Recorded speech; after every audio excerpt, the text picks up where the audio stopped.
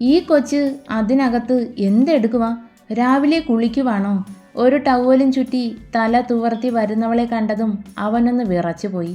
പുറം തിരിഞ്ഞു നിന്ന് തല തുവർത്തിയ ടവൽ സ്റ്റാൻഡിലേക്കിട്ടു. അരയിൽ അവൻ്റെ ദൃഢമായ കൈ. ഇച്ചായൻ നേരത്തെ എഴുന്നേറ്റോ? Good morning Annie. നിഷ പുൻചിരിയോടെ മിഴികൾ ഉയർത്തി. അതെന്താ 2 ഗുഡ്? അത് എങ്ങനെയാ പറയാ? എൻ്റെ ഇന്നത്തെ ദിവസം അത് സൂപ്പറായിരിക്കും. നിഷ അവൻ്റെ കണ്ണിലേക്ക് നോക്കിക്കൊണ്ട് 2 കൈയും തോളിൽ വെച്ചു. ഡെന്നിച്ച, എന്താ പൊന്നാ? അത് പിന്നെ എനിക്ക്. അവൾ അവൻ്റെ കഴുത്തിൽ നിന്നും താഴേക്ക് വിരൽ ചലിപ്പിച്ചു. കുറുമ്പി, നീ എൻ്റെ ജോഗിങ് മുടക്കും അല്ലേ? ഓ, ഒരു ദിവസം പോയില്ലേലും കുഴപ്പമില്ലേച്ചാ. ഓക്കെ, പോകുന്നില്ല. മുടിയിൽ നിന്നും ചെവിക്ക് പിന്നിലൂടെ കഴുത്തിലേക്ക് മുത്തുപോലെ ഉരുണ്ടിറങ്ങുന്ന വെള്ളത്തുള്ളികളിൽ നോക്കി ചിരിക്കുമ്പോൾ നിഷ പിന്നിലേക്ക് നടന്നു നീങ്ങി. ഞാൻ വെറുതെ ഇരുന്നതല്ലേ, നീയല്ലേ ഓരോന്ന് കാണിച്ചത്. അവൾക്കൊപ്പം അവനും മുന്നിലേക്ക് നടന്നു. ഇന്നലെ എന്നെ പറ്റിച്ച് നേരത്തെ ഉറങ്ങി അല്ലേ കുറുമ്പി? അവൾ വെളുക്കനെ ചിരിച്ചു. ഇങ്ങ് വന്നേ, ഒന്ന് കണ്ടോട്ടെ. ബലമായി കയ്യിൽ പിടിച്ചതും അവൾ നാണത്തോടെ തല താഴ്ത്തി നിന്നു. എൻ്റെ പെണ്ണെ. കണ്ണെടുക്കാതെയുള്ള അവൻ്റെ നോട്ടം. നിഷ കൈ ടവലിന് മേലെ പിണച്ച് കെട്ടി. വേണ്ട വേണ്ട, മാറ്റിക്കേ പ്ലീസ്. അവൻ തന്നെ ആ കയ്യെ എടുത്തു മാറ്റി. ഡെന്നിയുടെ മുഖം ചുവക്കുന്നുണ്ട്. ഇച്ചയ, ഇങ്ങനെ ഒരു പൊന്നും കുടത്തിനെ തന്ന കർത്താവേ, നിന്നോടെന്നും ഞാൻ കടപ്പെട്ടിരിക്കും. പെട്ടെന്ന് മാറെടുക്കിൽ ചൂണ്ടു വിരൽ കുത്തിയതും നിഷ നിന്ന നിൽപ്പിൽ ഒന്ന് പൊങ്ങിപ്പോയി. തല നന്നായി തുവർത്തിയില്ലേ ആനി? അപ്പിടി നനയുവാ. ഇച്ചായൻ തുടച്ചു തരട്ടെ? ചുണ്ട് കൂർപ്പിച്ച് അവൻ പറയുമ്പോൾ പെട്ടെന്ന് ആ ചൂണ്ടു വിരലിൽ അവൾ പിടുത്തമിട്ടു. വേണ്ടച്ച, എനിക്ക് പറ്റില്ല. ഡെന്നി ചിരിയോടെ അകന്നു മാറി. എന്താ പറ്റാത്തെ?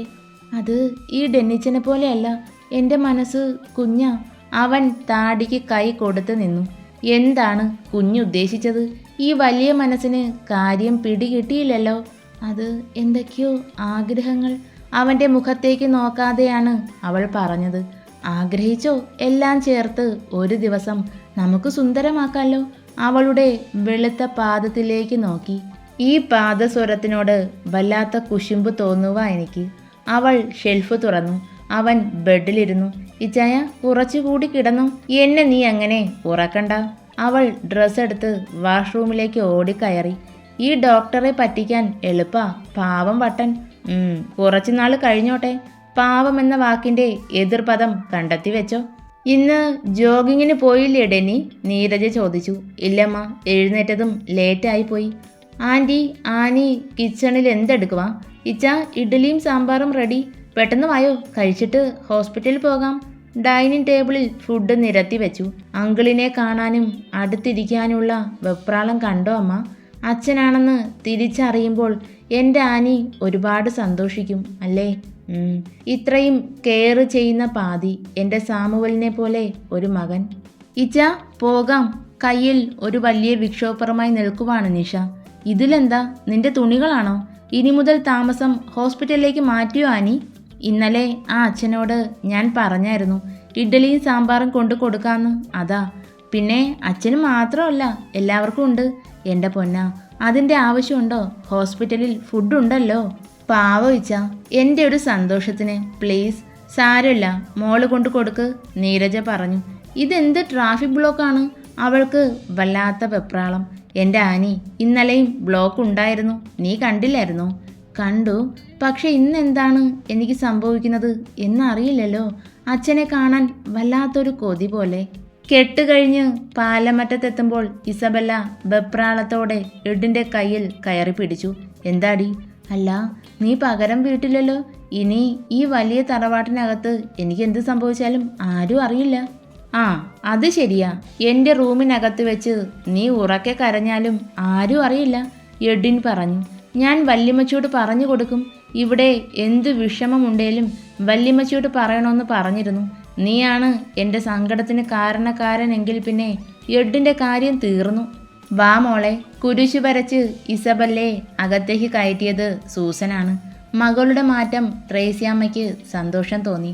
ഹോ, അങ്ങനെ ഒരാളുടെ കാര്യത്തിൽ തീരുമാനമായി. മനു വലിയ വായിൽ പറഞ്ഞു. ചേട്ടത്തി, എൻ്റെ ഇച്ഛായനായതുകൊണ്ട് പറയുവല്ല, ആള് ശരിയല്ല. നല്ല അടിയും പിച്ചും കൊടുത്തേക്കണം. കൈ കഴിക്കുമ്പോൾ എന്നെ കൂടി വിളിച്ചോ, ഞാനും സഹായിക്കാം. ദേ മനു, നിന്റെ നാവിന് നീളം കൂടുന്നുണ്ട്. മോളൊന്നും കാര്യമാക്കണ്ട, വകതിരിവില്ലാത്ത ജന്തുവാ. പപ്പ, ഞാനേ ഭാവിയിലെ ഡോക്ടറാണ്, പീഡിയാട്രിഷ്യൻ. ആ കേട്ട മോളെ, കുട്ടികളുടെ ഡോക്ടറാണ്. അപ്പോൾ പിന്നെ ആ സ്വഭാവം ആയിരിക്കും, മാറില്ല. മനു, തിങ്ക് ചെയ്യടാ. ഇവരെല്ലാവരും നിന്നെ നോക്കി പരിഹസിക്കുക. മാനുവലിൻ്റെ ആത്മ. അപ്പോഴാണ് നാൻസി വരുന്നത്. എൻ്റെ ചേച്ചി എന്തായി? മനു ചോദിച്ചു. എന്താവൻ? അല്ല, ഒരുങ്ങി ചുന്ദരി കുട്ടിയായി പോയതല്ലേ? ആരേലും വളഞ്ഞെങ്കിൽ പറഞ്ഞോ, 2 ദിവസത്തിനകം ആ കെട്ടും നമ്മുടെ പ്രിയപ്പെട്ട വല്യമ്മച്ചി നടത്തി തരും. ഡാ, കയറി പോടാകത്ത്, പിള്ളേരെ വഴിതെറ്റിക്കാനായിട്ട്, വല്യമ്മച്ചി പറഞ്ഞു. ഞാൻ പോവില്ല. എൻ്റെ ചേച്ചിക്കുട്ടിക്ക് മിണ്ടിയും പറഞ്ഞു ഇരിക്കാൻ ഒരാളായി. ദേ ഇച്ചായനുമായി. പാവം, എനിക്കും എൻ്റെ നാൻസി ചേച്ചിക്കും ആരുമില്ല. വല്യമ്മച്ചി അവൻ്റെ അടുത്തിരുന്നു. അയ്യോടാ മക്കളെ, അതാണോ നിന്റെ വിഷമം? എൻ്റെ മോന് എന്താ സംസാരിക്കാനുള്ളത്? എന്നോട് പറഞ്ഞോ. അവൻ്റെ തലയിൽ തഴുകി. അയ്യടാ, നല്ല പ്രായം. എനിക്ക് ഒരു ഉമ്മയൊക്കെ വെക്കാൻ തോന്നും. ഈ ചുളു വീണ മുഖത്ത് അയ്യോ, ഓർക്കാൻ വയ്യ. എല്ലാവരും കണ്ണിൽ നോക്കി നിന്നുപോയി.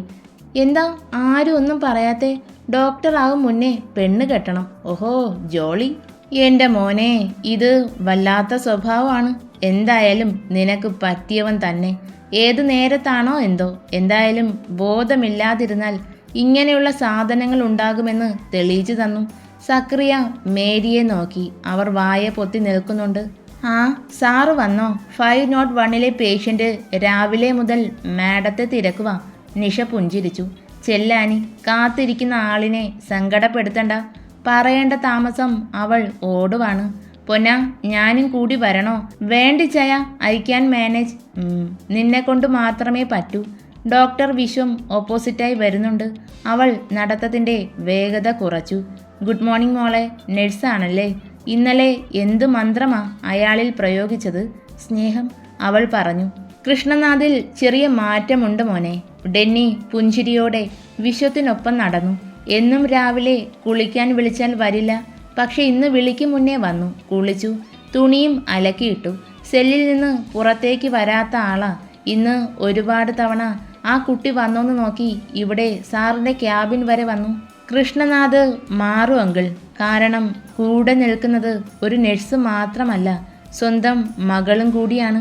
മോനെ, നാട്ടിലേക്കുള്ള യാത്രയിൽ ഒരിക്കലും പ്രതീക്ഷിക്കാതെ എനിക്ക് കിട്ടിയതാ അവളെ. പക്ഷേ എല്ലാം ഇങ്ങനെ മാറി മറിയുമെന്ന് ഞാൻ പ്രതീക്ഷിച്ചില്ല. സാമുവൽ ഇവിടെ അയാളെ കൊണ്ടുവരുമ്പോൾ മെമ്മറി ലോസായിരുന്നു. തലക്കേറ്റ ഗുരുതരമായ പരിക്ക്. പക്ഷേ ഇന്നലെ എനിക്ക് മനസ്സിലായി, അയാൾ നോർമലായാൽ പഴയതെല്ലാം ഓർത്തെടുക്കാൻ കഴിയുമെന്ന്. സെല്ല് തുറക്കുന്ന ശബ്ദം. ആ അച്ഛൻ്റെ കണ്ണിൽ പോലും ചിരി നിറഞ്ഞു. വന്നോ? അവൾ ടേബിളിലേക്കാണ് നോക്കിയത്. ബ്രേക്ക്ഫാസ്റ്റ് അതുപോലെ ഇരിപ്പുണ്ട്. ഇന്ന് ഉപ്പുമാവല്ലല്ലോ, നൂലപ്പവും ഇഷ്ടമല്ലേ? താ, ഇഡ്ഡലി താ. അയ്യോ, കൊണ്ടുവരാൻ മറന്നല്ലോ. ദേഷ്യപ്പെടുമെന്ന് തന്നെയാണ് നിഷ കരുതിയത്. അയാൾ എഴുന്നേറ്റ് സെല്ല് തുറന്നിറങ്ങി. ചുവരിൻ്റെ സൈഡിലിരുന്ന പാത്രവുമായി കയറി വന്നു. കിട്ടി. ചിണിങ്ങിച്ചിരിക്കുന്ന ഒരു കുട്ടിയെപ്പോലെ ആ 52 വയസ്സുകാരൻ മാറി.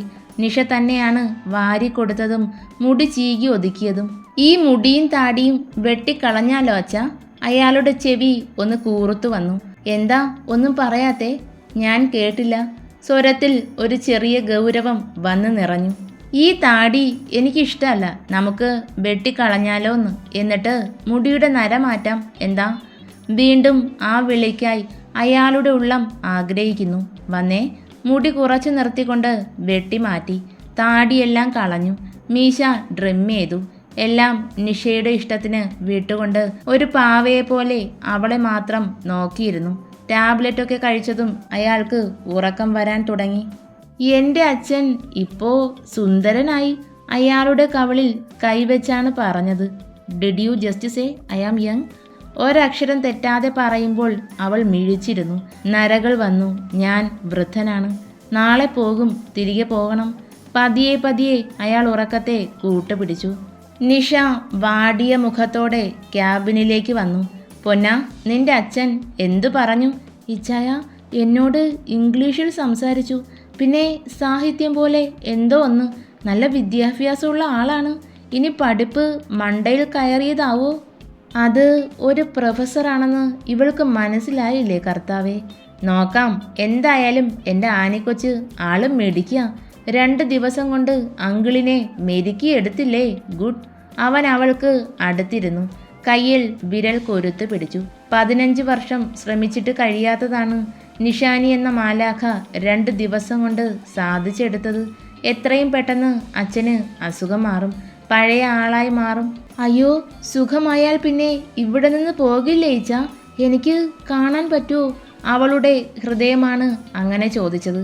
ഓരോ ദിവസവും ഹോസ്പിറ്റലും വീടുമായി കടന്നു പോകുമ്പോൾ കൃഷ്ണനാഥ് നിഷയിലേക്ക് അടുക്കുകയായിരുന്നു. അവളായിരുന്നു അയാളുടെ പാഠപുസ്തകം. സെല്ലിൽ നിന്നും പുറത്തിറങ്ങി ശുദ്ധവായു ശ്വസിക്കാൻ തുടങ്ങി. ആ മകളുടെ കയ്യിൽ പിടിച്ചു നടന്നു. നിഷ പറയുന്ന തമാശകൾക്കൊപ്പം ചിരിക്കാൻ പഠിച്ചു. അമ്മ എന്ന വിളി ഇല്ലാണ്ടായത് നിഷ അറിഞ്ഞില്ല. പക്ഷേ ഡെന്നി അത് ശ്രദ്ധിച്ചു. കണ്ണാ, അങ്ങോട്ട് മാറിയേ, ഇത് ഞാൻ ചെയ്യാം.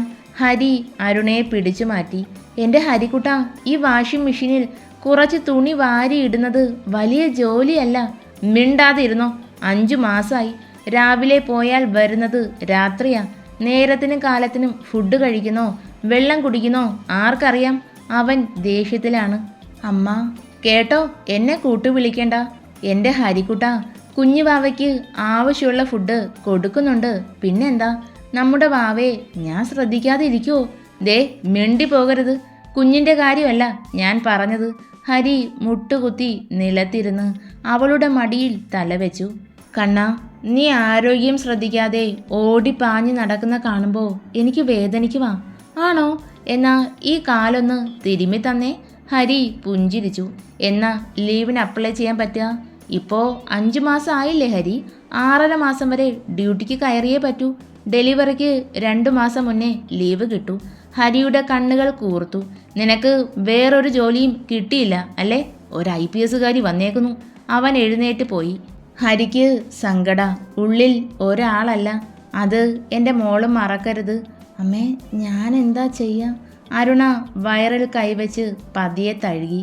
കരിക്കുട്ട, പിണക്കാണോ? എന്തിനാ കണ്ണാ? വാ, കിടന്നോ. ചെറുതായി നിറഞ്ഞ വയറിൽ മുഖം ചേർത്തു വെച്ചു. അച്ചയുടെ കുഞ്ഞു കിളികൾ എന്തു ചെയ്യുവാ? അരുണ അവൻ്റെ തലമുടിയിൽ വിരൽ കടത്തി തഴുകി. 2 ഉമ്മ തന്നിട്ടുണ്ട്. അടി കൂടാതെ എടുത്തോളണം കേട്ടല്ലോ. ഇനി അമ്മയ്ക്ക് കൊടുക്കട്ടെ? ഇല്ലേൽ എൻ്റെ കണ്ണന് സങ്കടം വരും. നെറ്റിയിലമരുന്ന അതരങ്ങൾ. അരുണ അവൻ്റെ കണ്ണിലേക്ക് നോക്കി. ഈ ജോബ് റിസൈൻ ചെയ്താലോ ഹരി? വേണ്ട, എനിക്കറിയാം. ഡെന്നി പറഞ്ഞിട്ടുണ്ട് നിന്റെ പാഷൻ. ഈ നക്ഷത്രത്തിന് വേണ്ടിയുള്ള എൻ്റെ കണ്ണൻ്റെ പ്രയത്നം ഉപേക്ഷിച്ച് പോയവർക്ക് മുന്നിൽ അരുണ നേടിയെടുത്ത IPS എന്ന പദവി. ഇനി 1.5 മാസം കൂടിയല്ലേ ഉള്ളൂ. നന്നായി ശ്രദ്ധിച്ചാൽ മതി. പിന്നെ ആ പാൻറ് വലിച്ചു കയറ്റുമ്പോൾ എൻ്റെ നെഞ്ച് കിടന്ന് പിടയ്ക്കും. അരുണ പൊട്ടിച്ചിരിച്ചു. എൻ്റെ ചെക്ക, നല്ല ലൂസ് പാൻറ്റാ. ഞാൻ അതിൽ കംഫർട്ടബിളാണ്. അവൻ മൂളി. എൻ്റെ മക്കൾ വരാൻ ഇനി മാസങ്ങൾ മാത്രം അല്ലേ അരു? നമ്മുടെ വീട്ടിൽ ആളെണ്ണം കൂടുക. ശരിയാ, അരുണ പറഞ്ഞു. എനിക്ക് ഇനിയും വേണം. കുറേ പൂമ്പാറ്റകൾ നിന്നിലെ അമ്മിഞ്ഞപ്പാൽ നുകർന്ന് മുറ്റത്ത് ഓടിക്കളിക്കുന്നത് കാണാൻ നല്ല രസമല്ലേ? എടാ മഹാഭാവി, നീ എന്നെ വിടാൻ ഉദ്ദേശിച്ചിട്ടില്ല അല്ലേ? ഇല്ല, ഈ കണ്ണനില്ലാതെ ഹരിയില്ല. ഒരിക്കലും വിടില്ല. മരിക്കുവോളം ഈ IPSകാരിക്ക് എന്ത് മണാ പെണ്ണെ, പഞ്ഞിക്കെട്ട് പോലെ. ഹരി വിഷയം മാറ്റാതെ ബാക്കി പറയടാ. എൻ്റെ കണ്ണന് റെസ്റ്റ് തരില്ലാന്ന്. അരുണ അവനെ ഒന്നുകൂടി ചേർത്ത് പിടിച്ചു. എനിക്ക് റെസ്റ്റ് വേണ്ട ചെക്ക. അത്രത്തോളം നിന്റെ ഒപ്പമുള്ള നിമിഷങ്ങൾ ഒരിക്കലും അവസാനിക്കരുതേ എന്ന് ആഗ്രഹിച്ചു പോകുന്നു.